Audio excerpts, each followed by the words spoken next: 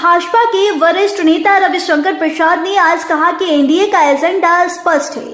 अब तक क्या करेंगे हम बता रहे हैं, लेकिन विपक्ष के पास बिहार के विकास का एजेंडा क्या है या उन्हें बताना चाहिए। उन्होंने लालू प्रसाद के सामाजिक न्याय को छलावा बताते हुए कहा कि बिहार में प्रामाणिक सामाजिक न्याय मोदी की अगुवाई में ही आएगा, क्योंकि हम समावेशी विकास की बात करते हैं। देखिए इस पूरी रिपोर्ट में। इसके आगे प्रेस कॉन्फ्रेंस के माध्यम से रविशंकर प्रसाद क्या कुछ कह रहे हैं।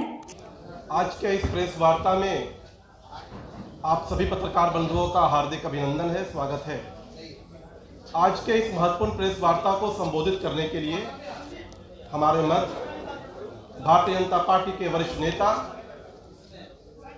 पूर्व में केंद्रीय मंत्री के दायित्व को निर्वाह कर चुके पटना साहिब के लोकप्रिय सांसद आदरणीय रविशंकर प्रसाद जी उपस्थित हैं। हमारे मध्य में साथ ही भारतीय जनता पार्टी की वरिष्ठ नेत्री, पूर्व में विधायक और भारतीय जनता पार्टी बिहार प्रदेश की प्रवक्ता आदरणीय उषा विद्यार्थी जी, प्रदेश के प्रवक्ता संजीव मिश्रा जी, राष्ट्रीय मीडिया के पैनलिस्ट और इस लोकसभा चुनाव की दृष्टि से झारखंड और बिहार का कोऑर्डिनेशन देख रहे धनंजय गिरी जी भी उपस्थित हैं। मैं विनम्र निवेदन करता हूं आदरणीय रविशंकर प्रसाद जी से कि आज के इस महत्वपूर्ण प्रेस वार्ता को संबोधित करें।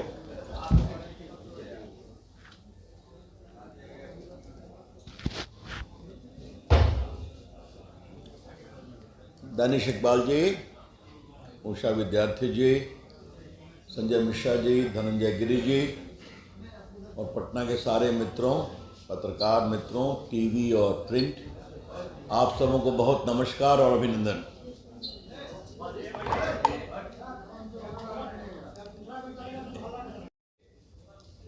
कि मैं भाजपा के राष्ट्रीय सेंटर से तो काफ़ी प्रेस करता हूं, आपसे बात कम करता हूं। गाहे बगाहे बाइट लेते थे। तो आज मुझे दानिश इकबाल जी का फ़ोन आया कि कल प्रधानमंत्री जी आ रहे हैं तो आप प्रेस लीजिए। तो मैं सिटी में मेरा कार्यक्रम निर्धारित था पटना साहिब में। हमने कहा ठीक है, मैं एडजस्ट करता हूं। आप लोगों का पुनः बहुत बहुत अभिनंदन। मित्रों, मैं 2-3 बड़े सवाल खड़े कर रहा हूं आज अपनी पहली प्रेस कॉन्फ्रेंस में। आज प्रधानमंत्री जी जब कल जमुई बिहार के पहले चुनावी दौरे पर आ रहे हैं तो बिहार के विकास का एनडीए का एजेंडा स्पष्ट है। हमने क्या किया है और क्या करने वाले हैं ये दोनों हम बताएंगे। हमारे प्रधानमंत्री का साफ कहना है, बिना बिहार के विकास के देश का विकास नहीं होगा। और आपने देखा होगा अभी प्रधानमंत्री जो आए थे औरंगाबाद, बेगूसराय और बेतिया, तो लगभग 85,000 करोड़ की योजनाओं का या तो उन्होंने उद्घाटन किया या शिलान्यास किया। ये इंडिया गठबंधन से मेरा पहला सवाल ये है, बिहार के विकास का आपका एजेंडा क्या है? On behalf of the BJP and the NDA, I would like to pose a very clear question to the opposition alliance. What is your agenda of development of Bihar? वैसे आप आने वाले नहीं हैं, लेकिन जनता को लुभाने के लिए कुछ बोलेंगे आप? वो भी नहीं है। तो सिर्फ नरेंद्र मोदी जी का विरोध इनका एजेंडा है और बिहार के लोग इसको समझते हैं। दूसरी बात हमें कहनी है और वो बहुत इंपॉर्टेंट है। अपोजिशन के अलायंस के लोग एक बात का जवाब दें, में सब बिहार के लोग हैं या कुछ जात के लोग हैं? और ये बात हम बहुत गंभीरता से कहना चाहते हैं। लालू प्रसाद जी की सरकार में हमने एक बात देखी है कि सड़क वहीं बनती थी जहां उनके वोटर थे, जहां नहीं थे वहां नहीं बनती थी। आप भी जानते हैं, मैं भी सांसद रहा हूं, लड़ना पड़ता है।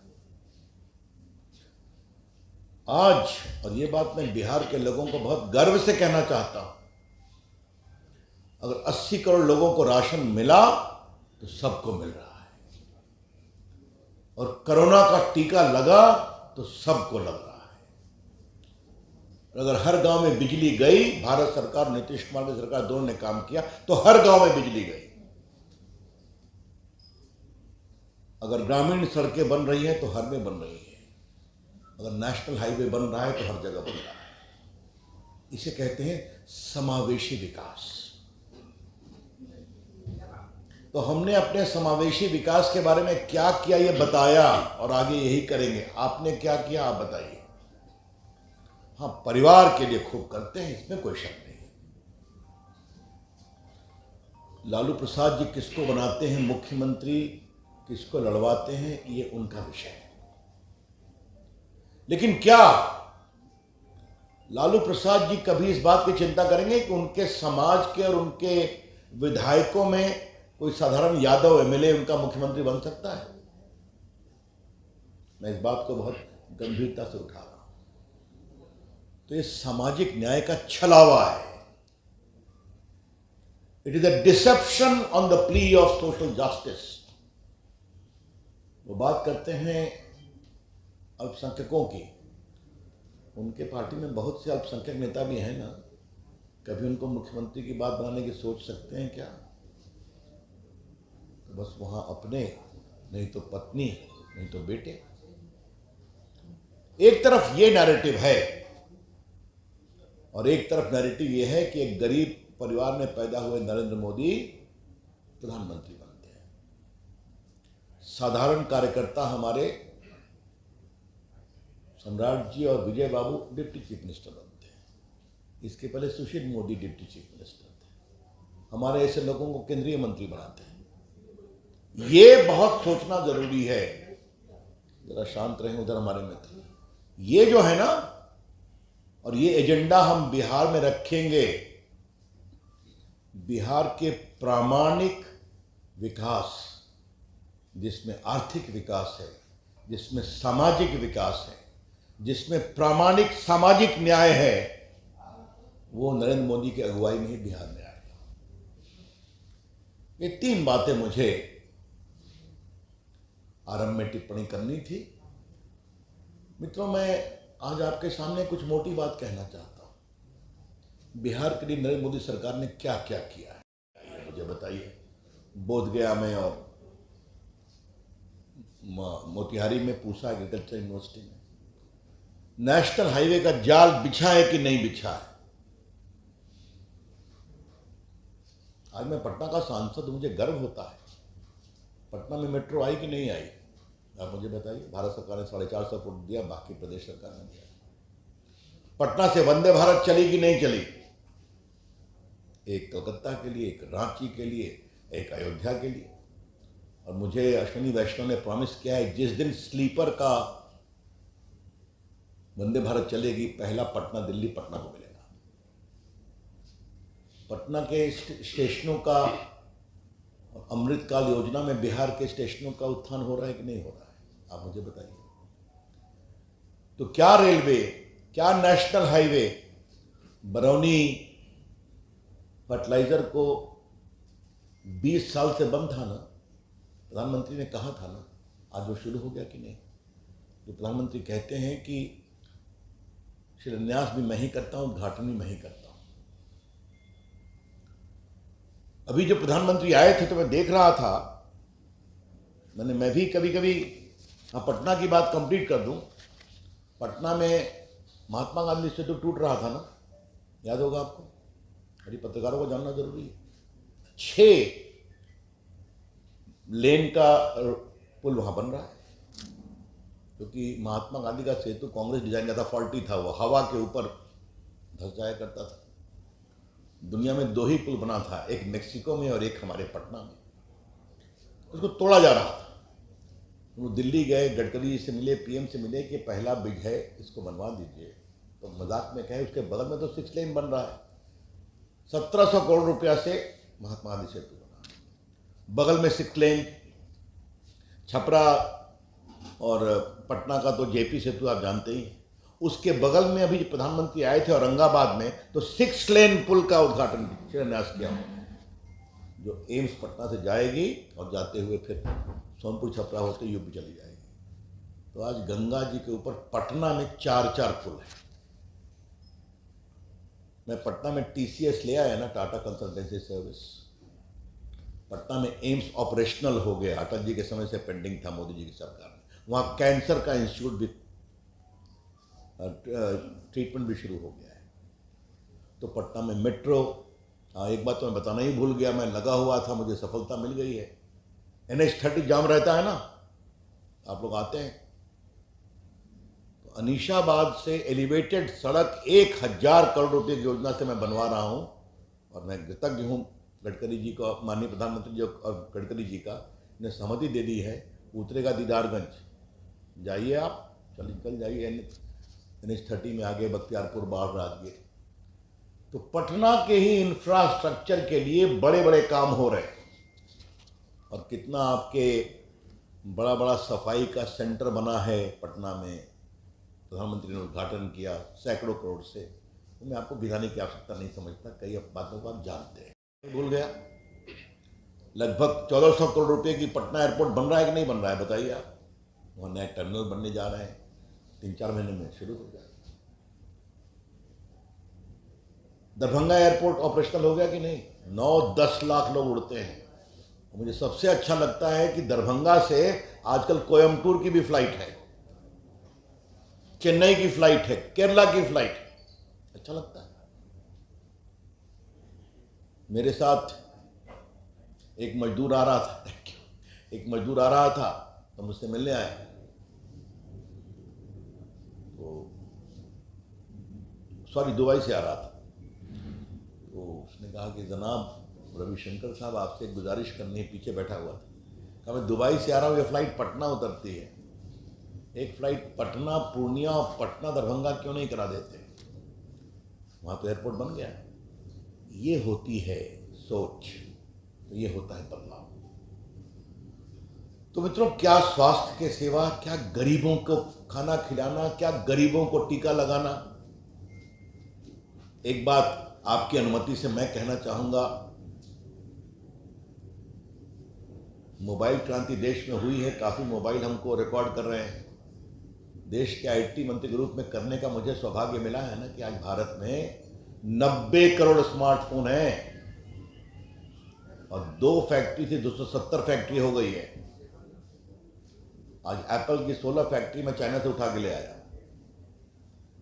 लेकिन बड़ी बात मैं क्या कह रहा हूं, आप मेरा भाषण रिकॉर्ड करिए, इसको फट से फ्लैश करिए।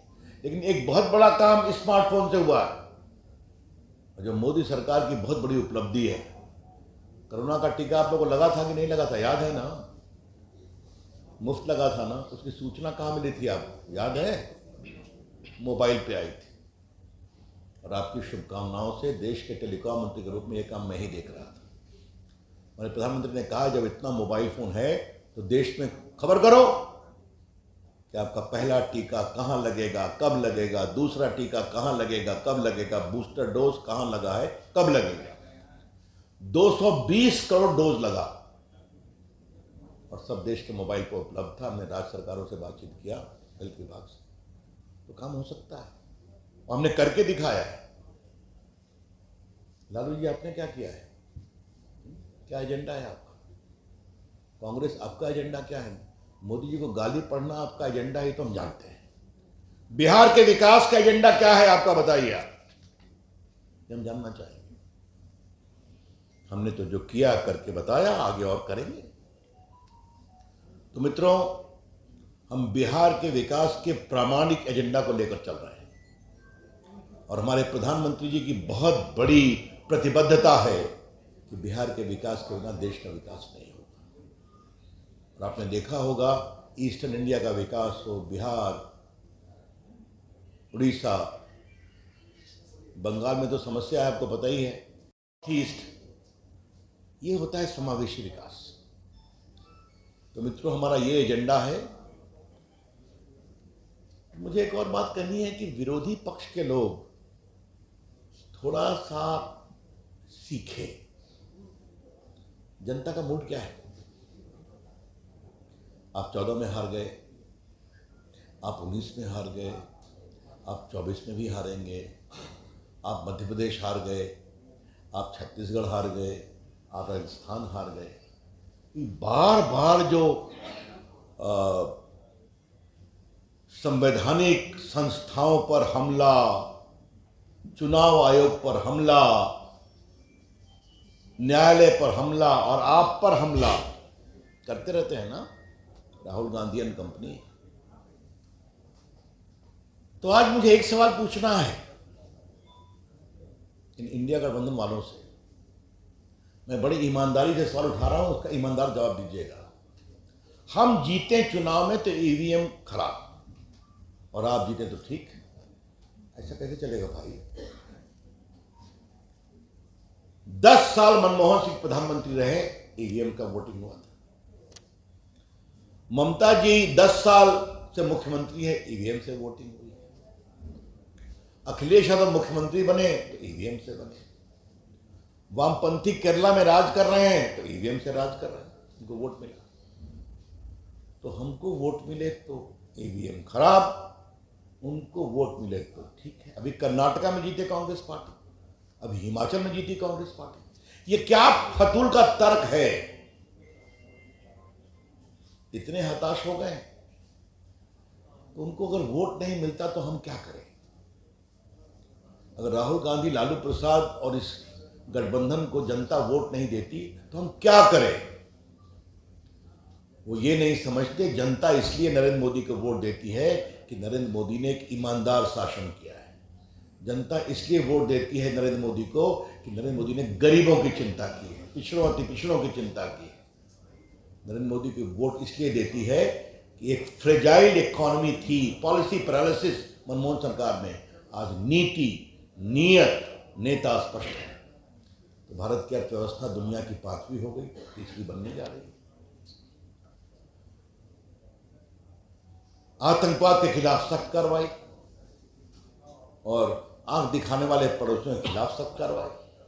सनातन का सम्मान और प्रभु राम का सम्मान, जब ये उद्देश्य लेके चलते हैं नरेंद्र मोदी जी तो जनता विश्वास करती है। और आपका आलम क्या है? मैं तो रामलला जी का वकील था तो मुझे भी बुलाया गया था, तो मुझे लग रहा था कि लास्ट में सोनिया गांधी, राहुल गांधी आ जाएंगे। लालू जी पर हमको डाउट था, आप कोई नहीं आया। आपको बाकायदे निमंत्रित किया गया था। तो वोट बैंक पॉलिटिक्स कितना जकड़े हुई है विरोधी गठबंधन को कि वो किसी सीमा तक जा सकते हैं। तो देश ये देखता है ना, तो देश देखता है तो वोट देता है ना। तो आप रोते कहाँ हैं? तो अपना चाल चलन ठीक नहीं करेंगे तो लोकतंत्र खतरे में है, तो न्यायालय नहीं सुनता, ईवीएम खराब है तो बैलेट पेपर ले आओ, मतलब ईस्ट। ये होता है समावेशी विकास। तो मित्रों, हमारा ये एजेंडा है। मुझे एक और बात कहनी है कि विरोधी पक्ष के लोग थोड़ा सा सीखे। जनता का मूड क्या है? आप 14 में हार गए, आप 19 में हार गए, आप 24 में भी हारेंगे, आप मध्य प्रदेश हार गए, आप छत्तीसगढ़ हार गए, आप राजस्थान हार गए। बार बार जो संवैधानिक संस्थाओं पर हमला, चुनाव आयोग पर हमला, न्यायालय पर हमला और आप पर हमला करते रहते हैं ना राहुल गांधी एंड कंपनी। तो आज मुझे एक सवाल पूछना है इन इंडिया गठबंधन वालों से। मैं बड़ी ईमानदारी से सवाल उठा रहा हूं, उसका ईमानदार जवाब दीजिएगा। हम जीते चुनाव में तो ईवीएम खराब और आप जीते तो ठीक। ऐसा कैसे चलेगा भाई? 10 साल मनमोहन सिंह प्रधानमंत्री रहे, ईवीएम का वोटिंग हुआ था। ममता जी 10 साल से मुख्यमंत्री है, ईवीएम से वोटिंग हुई। अखिलेश यादव मुख्यमंत्री बने तो ईवीएम से बने। वामपंथी केरला में राज कर रहे हैं तो ईवीएम से राज कर रहे हैं, उनको वोट मिला। तो हमको वोट मिले तो ईवीएम खराब, उनको वोट मिले तो ठीक है। अभी कर्नाटका में जीते कांग्रेस पार्टी, अभी हिमाचल में जीती कांग्रेस पार्टी। ये क्या फतूल का तर्क है?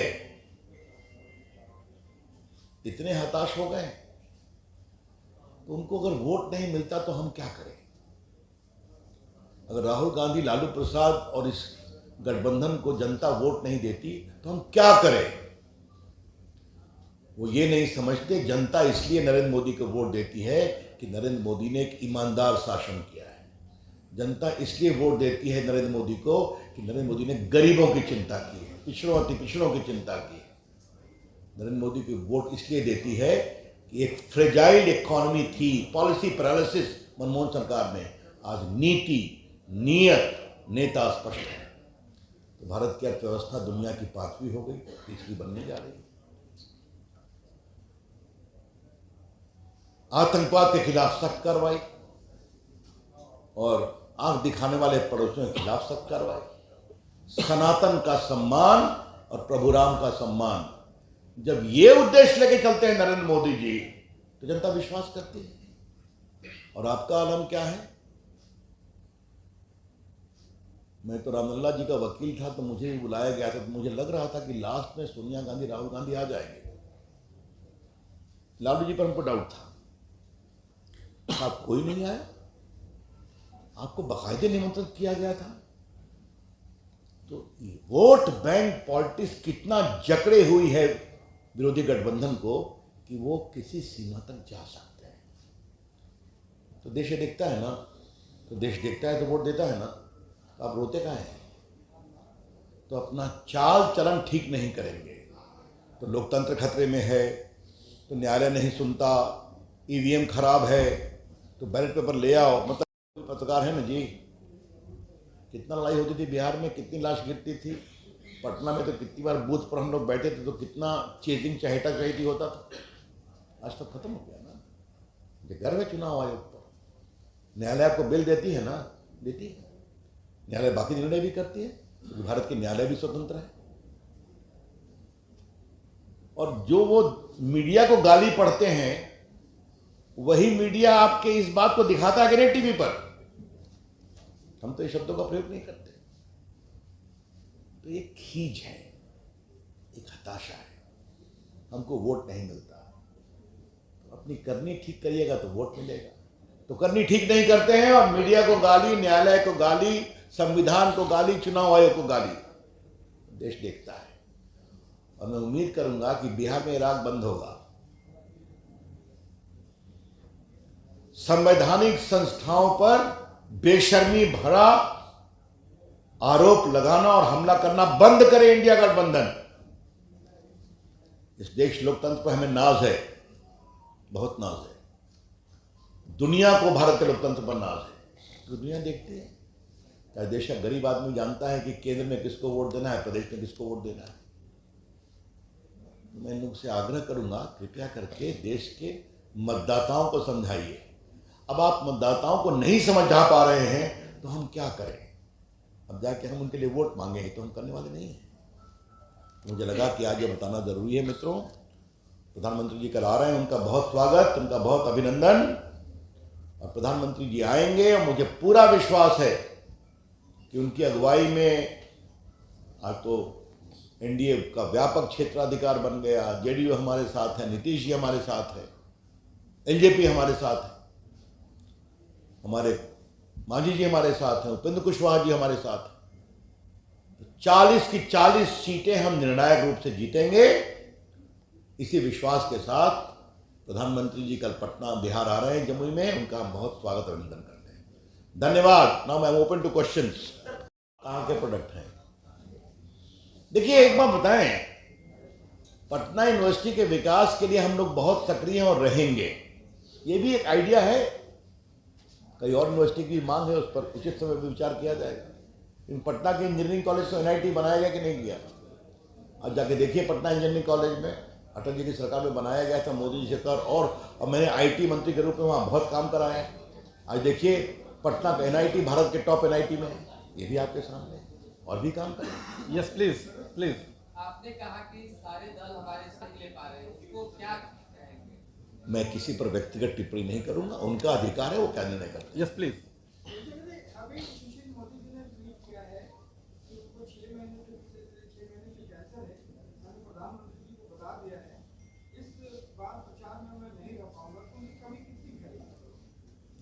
देखिए, सुशील मोदी हमारे बड़े अच्छे मित्र भी हैं, नेता भी हैं। ये सुनकर मुझे बहुत पीड़ा हुई है और हम उनके जल्दी स्वास्थ्य लाभ की कामना करते हैं। सुशील मोदी ने बिहार बीजेपी के विकास में बहुत काम किया है और मेरे लिए तो स्वयं बहुत ही ये भावनात्मक सवाल आपने उठा दिया। चारा घोटाला, अलकतरा घोटाले में वो हमारे मुवक्किल थे, पिटिशनर थे, मैं उनका वकील था। उसके कारण क्या क्या हुआ आपको पता ही है, लोग जेल गए, कन्विक्शन हो गया। ये तो बताना भूल ही गए, जो सजा याफ्ता है 4-4 केस में, वो स्वच्छता की बात करते हैं। चलिए अलग विषय, जल्दी ठीक हो जाए, उनकी कमी खलेगी, लेकिन स्वास्थ्य जरूरी है। तो सुशील जी के जल्द स्वास्थ्य लाभ करने की हम काम करें। Yes please. बीजेपी के एक विधायक है टी राजा, ये नहीं मालूम है, अब जहाँ के वहाँ के प्रवक्ता जवाब देंगे। Yes please. ठीक है, इसमें सवाल क्या है? मैं इसमें सब मैं एक अमेठी से काहे भाग गए भाई? आ जाते मैदान में। वहाँ से वो लड़े, उनके पिताजी लड़े, उनके ताऊ स्वर्गीय संजय गांधी लड़े, तो जो उनकी पारंपरिक सीट थी वहाँ से भी लड़ लेते भाई, तो हिम्मत चाहिए। वैसे जो सर्वे आ रहे हैं, वायनाड में भी उनके लिए संघर्ष काफ़ी लंबा है। क्यों वायनाड गए? क्योंकि वो मुस्लिम और क्रिश्चियन डोमिनेटेड है। जान लीजिए, आप उठा करके रिकॉर्ड देख लीजिए। तो राहुल गांधी जी आप क्या क्या बोलते हैं, अच्छा लगता है, वो मिट्टी में आ जाते हैं। सर, सारण से रोहिणी आचार्य ने कल कहा कि 11 ऐसे कैंडिडेट से बीजेपी, एलजेपी और जेडीयू जो या तो किसी के बहनोई हैं, किसी के बेटे हैं, किसी की वाइफ है, तो जो हमारे ऊपर परिवारवाद का आरोप लगाते हैं, पहले इस लिस्ट के बारे में बताएं। देखिए, पहले आप एक बात समझिए, हमने कभी किसी के बेटा के या बेटी के इलेक्शन लड़ने पर कोई आपत्ति उठाई है? परिवारवाद का मतलब है पार्टी परिवार के लिए है, पार्टी का नेता परिवार का होगा। पिता हटेंगे तो पत्नी बनेगी मुख्यमंत्री या बेटा बनेगा उप मुख्यमंत्री, और अब बहनों की फौज बढ़ती जा रही है। इसे कहते हैं परिवारवाद। और ये कई जगह पर है। करुणानिधि हुए स्टालिन, देश में कई जगह पर है। और हमारे पे नरेंद्र मोदी जी एक चाय बनाने वाले के यहाँ गरीबी में पैदा हुए, आज देश के बड़े नेता बने। ये देश परिवारवाद से चिढ़ रहा है, समझना चाहिए। बाकी मैं कोई व्यक्तिगत टिप्पणी नहीं करता। आम आदमी पार्टी के सांसद संजय सिंह को कल बेल मिला, सुप्रीम कोर्ट ने एजेंसी को कहा कि कहाँ है वो पैसा और क्यों आपने ट्रायल के बिना 6 एजेंसी। देखिए, मैं सुप्रीम कोर्ट के ऑब्जर्वेशन में कुछ नहीं करूंगा। 6 महीना से वो जेल में थे, उनका इन्वेस्टिगेशन कंप्लीट हो गया, उनको बेल मिली है और शर्तें भी मिली हैं, इसका दुरुपयोग नहीं करेंगे। तो जो लोग जुडिशरी पर बार बार सवाल उठाते थे, बेल मिला ना, लेकिन बेल मिला है, रिहाई नहीं हुई है, ट्रायल चलेगा। रविशंकर जी, 2024 में भाजपा ने एक्सपेक्ट किया है कि उसे 28 करोड़ वोट मिलेगा। 2014 में 17 करोड़, 28 करोड़ वोट मिले, इसके लिए और कुछ खास तैयारी हो? अब आपने देखा है हमारे प्रधानमंत्री कितनी मेहनत कर रहे हैं। तो उन्होंने बिहार के बूथ स्तर के कार्यकर्ताओं से बातचीत की, देश घूम रहे हैं। 6 को अमित शाह जी आ रहे हैं, 6 को अमित शाह जी आ रहे हैं। तो हमारा पूरा तंत्र लगा हुआ है। और यही नहीं, मैं अभी जाऊंगा सिटी, हमारी बैठक क्या हो रही, बूथ के अध्यक्षों से बात कर रहा हूं, अभी कोई प्रचार नहीं करना। प्रधानमंत्री जी ने कल ये भी कहा कि भाई जहां एक बूथ पे 500 वोट गिरा हो तो कोशिश किया जाए कि उसमें 10%। बिल्कुल बिल्कुल, और इसलिए पन्ना प्रमुख को मजबूती दी जा रही है। एक पन्ना लो, सबसे मिलो। और प्रधानमंत्री एक और बात कहा, सिर्फ जाके पर्ची दे के मत आओ, वहाँ हालचाल पूछो, कैसे हैं, कोई दिक्कत है, ये है। तो ये आत्मीयता का रिश्ता होता है, तो करेंगे। Yes please, last question please. 2014 में नरेंद्र मोदी ने प्रत्येक वर्ष 2 करोड़ नौकरी देने की वादा की। आज उनका 10 साल कार्यकाल पूरा हो गया, 10 गुना 20 करोड़। आज भी युवा वही जगह है, बेरोजगारी में वही भीड़ में जा रहे हैं, वही ट्रेन में छूट के प्रदेश जा रहे हैं, और आप लोग बोल रहे हैं 400 पार। कैसे युवा आपके साथ? देखिए, देश का युवा बहुत समझदार है। आपने बात की तो मैं आपसे कुछ मोटी बातें कहना चाहता हूँ। एम्प्लॉयड प्रोविडेंट फंड का जो डेटा होता है, उसमें अब तक 70 करोड़ लोग ऐड हो चुके हैं। ये एम्प्लॉय प्रोविडेंट डेटा उन्हीं का होता है जो काम करते हैं। ये डिजिटल इंडिया पीएम के आदेश निर्देश पर मुझे करने का मौका मिला है। आज देश में डिजिटल इकॉनमी जो बढ़ी है, जो यूपीआई पेमेंट बढ़ा है, जो 80,000 से 5 लाख कॉमन सर्विस सेंटर हो गए, जो इतनी मोबाइल फैक्ट्रियां खुली हैं, इसमें लाखों करोड़ों को रोजगार के अवसर मिले हैं कि नहीं? इतना नेशनल हाईवे बन रहा है तो उसमें लोगों को रोजगार के अवसर मिल रहे हैं कि नहीं? गांव-गांव बिजली पहुंची है तो रोजगार के अवसर मिल रहे हैं कि नहीं? इतना स्टेशन अमृतकाल में बन रहा है तो हम तो दिलवा रहे हैं, लोग देख भी रहे हैं। लेकिन लोग अगर नौकरी के कॉम्पिटिशन में जाते हैं तो उनका पूरा अधिकार है। लेकिन मोदी जी की सरकार ने करोड़ों लोगों को रोजगार के अवसर दिए और सरकारी नौकरी का डेटा खुद मोदी जी देते हैं ना, हर 2 महीने पर अब तक लगभग 10 लाख लोगों को नौकरी मिल चुकी है। तो ये तो सीधा रिकॉर्ड पर है, लोग देख भी रहे हैं। और बिना पैरवी और बिना घुस के, ये भी उन्होंने सच्चाई किया। थैंक यू सो मच, बहुत बहुत धन्यवाद। धन्यवाद।